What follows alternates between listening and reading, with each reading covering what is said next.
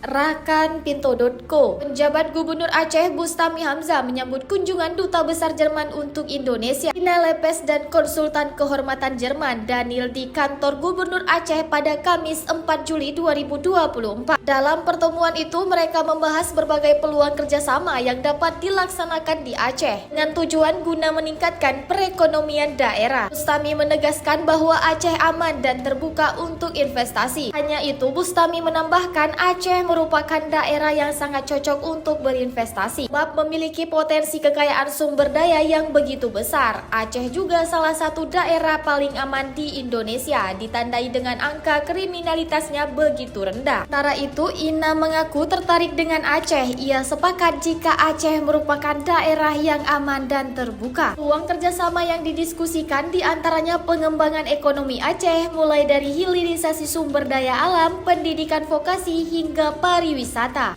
Kepala SKPA juga hadir langsung dalam pertemuan tersebut. Di antaranya Asisten Perekonomian dan Pembangunan Sekda Aceh, Kepala Dinas Pendidikan Aceh, dan Kepala Dinas Tenaga Kerja dan Mobilitas Penduduk Aceh.